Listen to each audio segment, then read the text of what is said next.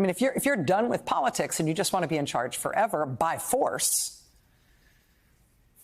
then no one can be allowed to contest the leader or to question the leader. Importantly, nobody can be allowed to offer any alternative source of authority to the leader. So there can't be journalists who know stuff and report it. There, of course, can't be opposition politicians. Are you kidding? There can't ever be anyone who runs against him. That would mean taking your life in your hands. There can't be law enforcement that does anything independent of what the leader wants. The whole government has to work entirely for the leader. There's no, government providing information and services like we're used to. There's no state. There's just the deep state, which is terrible and evil and against the leader, and it must be purged, replaced just with people he likes and who do what he wants. The government cannot have a civil service that has subject matter experts, because everybody has to work only for the leader. We should be recommending you to be prosecuted. We should be writing a criminal referral because you should be prosecuted for crimes against humanity. You belong in prison, Dr. Fauci. In the Trump era, in the Republican Party, this is what it's like to be the nation's most esteemed public health official, the nation's top subject matter expert on infectious disease. Dr. Anthony Fauci was the head of the National Institute of Allergy and Infectious Disease for 38 years.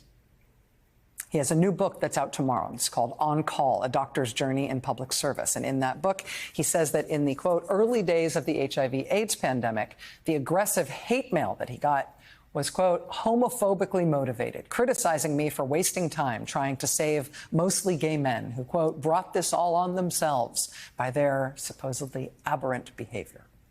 With Ebola, he says, the hate mail seemed to be related to the perception by white supremacist types that I favored black Africans over the health of our country. So that's the kind of hate mail he got in the AIDS era. That's the kind of hate mail that he got in the Ebola era. But in this era, in response to our most recent infectious disease threat, in the context of the Trump movement on the American political right, now the torrent of hate and threat is of a different order and a different magnitude. It needs to be dealt with. The criminal gang leaders, the big heads of the central banks, Pfizer head, Fauci, all of them that lied to Trump, we know, created the disinfo, already had the vaccine ready years before they released the virus. They all need to go to prison for the rest of their lives. It is the right thing to do that they be executed. I'm not a wimp. I will volunteer. I think it should be public. I will pull the lever. I will say that. I don't have a bloodlust, but I don't want people to do work I wouldn't do. In Dr. Fauci's new book, he tells the story of his decades in public service, serving 7 different presidents, starting with Ronald Reagan, helping lead the response not only to HIV and AIDS domestically and around the globe, but also to Ebola and also Zika and also SARS and also even the anthrax attacks after 9/11. It's a 450-page book. It comes out tomorrow. As I mentioned, it is fascinating. Every new crisis is a detective story and a science thriller and a political potboiler all rolled into one. But the last 100 pages or so are about the COVID crisis and also about trying to handle the COVID crisis under the most recent Republican president, under Donald Trump. And even though that part of Dr. Fauci's career in public service is over, he retired in 2022 after serving as President Biden's chief medical advisor. Even though he is now out of public service after all of these decades, the Trump movement and its members in Congress and its supporters in the media are still going after Dr. Fauci as aggressively as ever, if not more so, even 2 years after he left government. Because he epitomizes one of the things they are trying to destroy, one of the things that they need to destroy in their revolutionary war against the American system of government. It is not that they disagree with him. It is not that they misunderstand. It is that he represents expertise, authority, earned by expertise. The way we sort of shorthand that in life is that he's a person who knows what he's talking about. And that, of course, is toxic for their political project. That cannot be allowed to stand. And so he is still in the bullseye for them, even now. This is from the book. This is from August of 2020. He says, quote, I had been absent for work for a few days because I had a benign polyp removed from one of my vocal cords. I was just getting back into the swing of things, happy to be sitting at my desk in my office, going through mail that had piled up. It was about 10:30 a.m. when I picked up a letter off of one of the stacks. The envelope bore a Jacksonville, Florida return address. It was typewritten in an unusual font, but otherwise looked like the fan mail that I got every day. Most of the time, people ask me to sign a baseball card or an index card. Sometimes, occasionally, he says, quote, they told me they hated me. I opened the top of the envelope with a letter opener and took out a single sheet of folded white paper. As I unfolded it, fine white powder shot up from the paper and drifted down onto my face, my tie, my shirt, my hands, my pants, my desk, and my chair. I instantly feared anthrax or worse. I immediately shouted to my assistant, Kim, do not come into my office. Go get George and Brett, my security detail, who were posted down the hall. They sprinted to the doorway of my office, yelling, don't move, stay where you are, don't come out because you will contaminate everything else. Following their instructions, I put the letter and envelope into a plastic bag for forensics. George called the NIH hazmat team who came to my office in their spacesuits. They had me remove all of my clothes, which also went into a plastic bag, and they sprayed me down with chemical foam. I thought, this is insane. There I was standing naked, being sprayed down by guys in spacesuits. My fate hinged on a call giving me a preliminary analysis of the powder. There were three possibilities. It was a hoax and merely a harmless powder.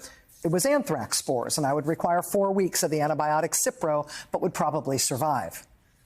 Or it was ricin, and no matter what I did, I would be dead in a few days. Ricin, which is formed from the seeds of castor beans, is lethal when inhaled or injected. Christine, Dr. Fauci's wife, and our daughters were terrified that I might die. Jenny was also furious, which was probably a reflection of her fear and concern for me. Megan and Allie called multiple times asking, Dad, are you all right? Are you all right? They all dreaded that I might say I was starting to feel sick. My own emotions were complicated. I felt like a complete idiot for opening what in retrospect was a suspicious letter. And I was fatalistic about the outcome. My mother died at age 56. My father at 97. At age 79 myself, I'd lived a long, full, happy life of achievement. My legal papers were in order, because they're always in order. As a physician, I've held the hands of many people as they died. I do not fear death, but I was not ready to leave this earth yet, not by a long shot. It should go without saying that this should not be something that happens in the life of a public servant, of a public health official. But here we are. 1.2 million Americans have died from COVID. Dr. Fauci's book explains the government's response, the challenge of dealing with a literally novel coronavirus, something new, learning as we go. He also tells the story of trying to build a government response with a president who literally did not understand what was going on in some very fundamental ways, who told Dr. Fauci, for example, that he didn't understand why he would get a flu shot if he did not have the flu, as if he did not understand the difference between a treatment and a vaccine.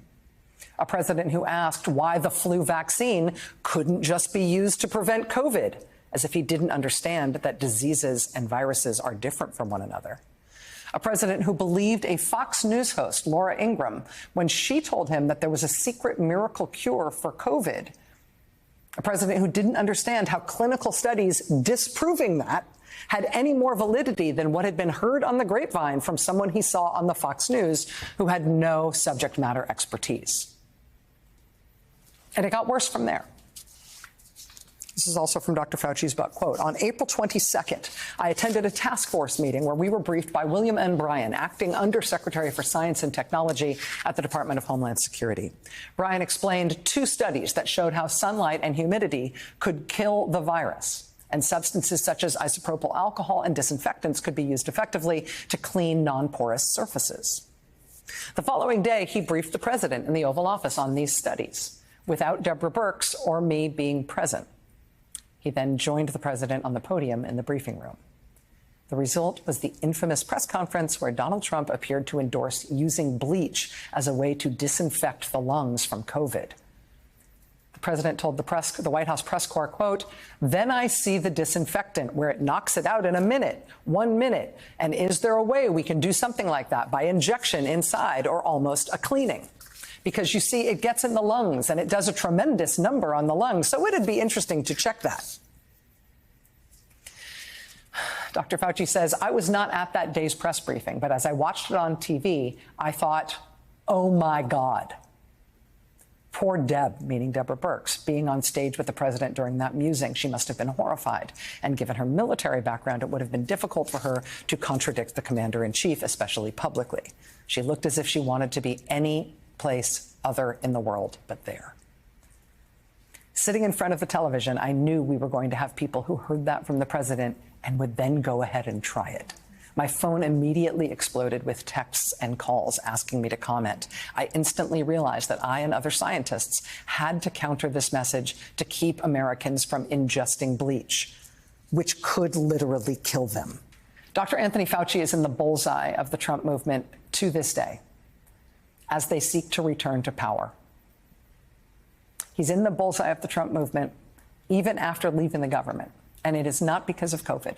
And it is not because of the controversial and difficult decisions of this most recent epidemic threat that he helped the country face down. He has faced down plenty of those in his 54 years at NIH.